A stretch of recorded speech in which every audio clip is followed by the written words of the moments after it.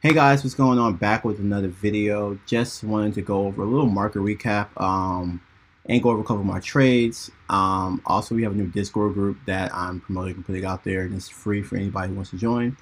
And also, I joined BlackBox actually. So last week when I was talking about it, I was just doing a trial for a week, and now I actually have joined as a member. So I'll update you guys on that.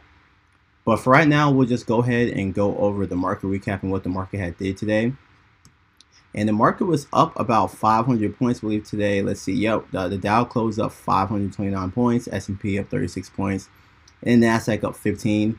Today was a pretty good day for the markets. There were a lot of jokes going around saying, only the pajama traders had made money, and those are the guys, that held overnight, and people who are actually making intraday trades and didn't make as much, because I feel like the market opened up a couple hundred points already, so there wasn't that big of a difference or that much room for stocks to keep rallying up per se. So it's kind of hard to find certain things, and that's kind of where I messed up today. I was kind of chasing highs and chasing these different names and flow, and really I should just step back and looked at the market a little bit more. And I mainly think I was just excited to trade. Friday didn't really trade. Friday? No, didn't really trade Friday, and then of course Monday the market's closed or whatever. So I was excited to get back to the market. I love trading, is what I do. So I was excited to get back. But like I said, I overtraded today. I overtraded, and I was up in certain names and I didn't take profit when I should have, which is a constant problem I have. But every trader has their problems, so there's that. But tomorrow's a new day. We'll get back at it tomorrow. But I just want to go over a couple more, some of my trades. There are some names I have went into today. So let's see. I went into Tilray, MGM Graham, Boeing, and Facebook. All those were up at one point for me, but like I said, I held too long on some of these names, and when some of them dipped down, I was dip buying on them and wasn't just cutting my losses short. So a lot of basically all these I was up at a certain point, but I just held on too long for them. And also, I think in my next video I will be going over these. I'll watch this right here, and these are my Rona free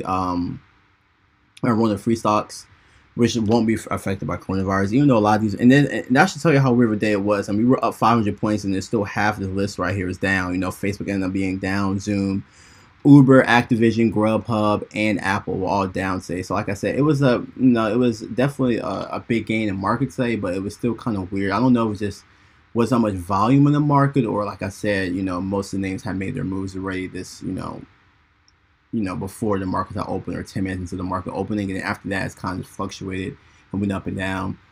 And that was my problem with a lot of stuff. So actually, we can use this right here. This is actually, no, I want to use this. Maybe Boeing. Let's see. Yeah, and this is the Boeing trade, the chart for today. And let me make this a little bit bigger. So I'm gonna take away after trader and take away level 2.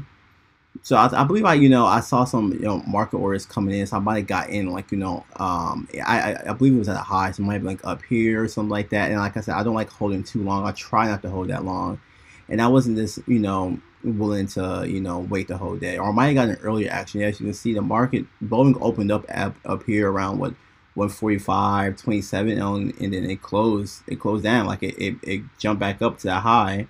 And then right before the market closed, it jumped back down. Like I said, it was a weird day.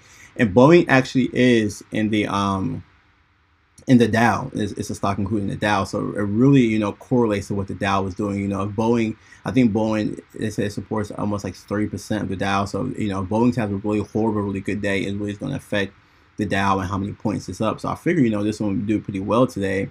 Like I said, most of these names have made their, their moves either intraday or just kind of just bouncing around today. Like, I don't know if it's, a lot of profit taking or just, the volume wasn't in there. And also we'll look at the Apple chart. And this is Apple for today, which is crazy, because the NASDAQ was up, a really decent amount. Let's see, what did the NASDAQ close? It closed up, actually NASDAQ closed up 15 points, but at one point I remember it was up about 101 points. So the Dow closed up way higher, but all the other averages, well, I mean S&P did pretty well also. It closed up 1.2%, but the Nasdaq really didn't do too much. So a lot of these Nasdaq stocks had, actually went down during the day. And this is the Apple chart right here, and as soon as it opened, it started just, tanking down, and then, went back up and then tanked down some more, kind of probably hit a support level down here and bounced, back up. And then by the end of the day, it's ended up down again, and then every position I really took, I kind of got in at the wrong time.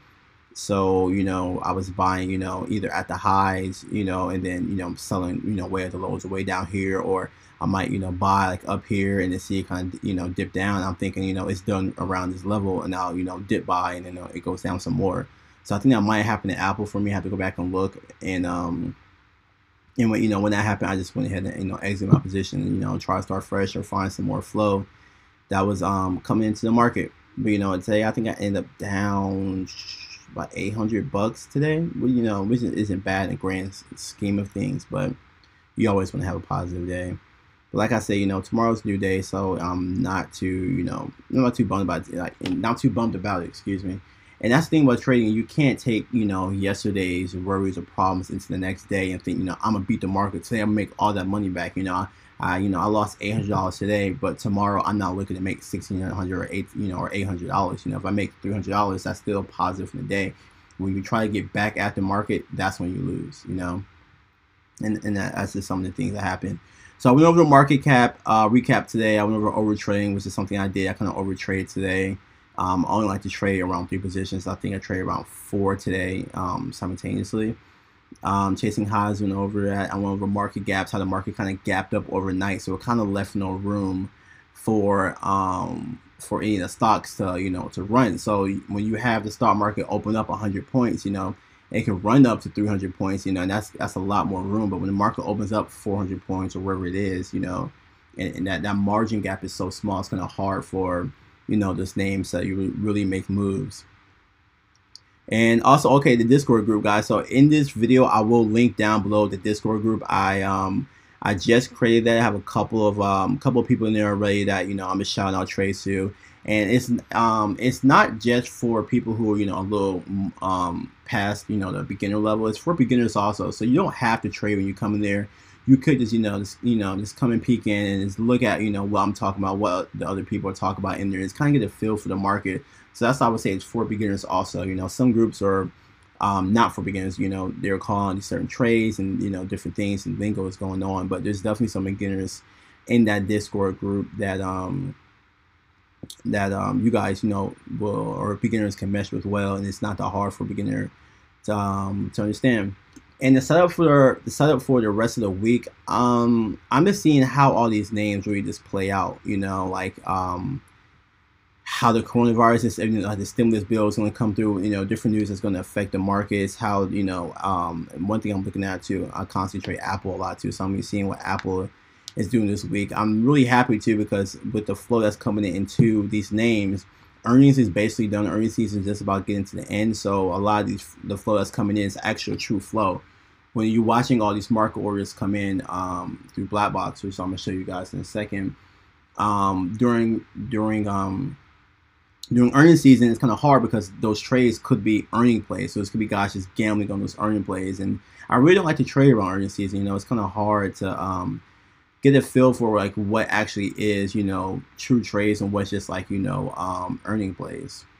So I am gonna go over BlackBox. Let me see if I can drag this over from my other monitor. There we are. There we go. So here are some of the flow in BlackBox that came through today. Some of the alerts. So Etsy was able to get you 123% gains. MGM Grand was getting just about 100% gains. Bank of America was at 70% in gains.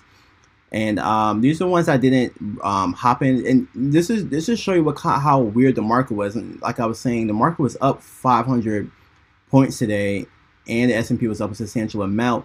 And you still have a decent amount of puts that was, I mean, the first play Etsy, those were puts that were being bought for 72 strike, and those, were able to use your 123%. Usually, when you have a true rally market, or the market is truly heading up, you won't see that many puts. You see, a couple here and there or whatever. But there was a lot of put action in the market today, because a lot of these stocks, kind of falling off. I mean, the market hit a high of maybe 650 sort of points, maybe just below 700 points and then closed at 500. So it's not that big of a drop where all these institutions and these flow orders, you're having so much put orders in them. So like I said, I really don't like days like today. I can kind of feel it out and just look at how certain names were acting and kind of could tell that it was really weird. But we'll see what tomorrow gives us, guys. So I'll be up and at it early tomorrow, just looking at certain names and see what's moving pre-market and just see what's going on. So that's something. If you are a new trader, that's what you want to do, is wake up a little, at least an hour before the market opens, so you can get a feel for what's going on in the markets. And especially after market close, that doesn't mean that that's it, for a trading day. You still need to be alert on, what's going on in Japanese markets, in China, because, they're 12 plus hours ahead of us. So their markets are opening back up in the evening. And then looking at the futures, and let's see, the futures. All right, so Dow was down. The Dow was down on now 33 points in the future. So that should tell you what tomorrow should be headed. But we'll wait till tomorrow morning to see exactly what the futures are pointing at, and see what the market gives us. But I think that's about it, guys. That's everything that I needed to talk about. Let me go to my notes one more time. Yeah, the BlackBox recap. And it's, like I said again, I do have the Discord group. I will be linking that in the bottom of this video, so you guys can go ahead and join. It's pretty cool, and it's also free. So you guys can go ahead and join that. Hop in there. Maybe you can take some of the plays I'll call out, or just sit in there just to learn a little bit more about how to trade stock options, guys. Well, thanks for watching this video. Make sure you like and subscribe to my channel, please. And I'll be back with another video probably middle of this week. Thanks, guys.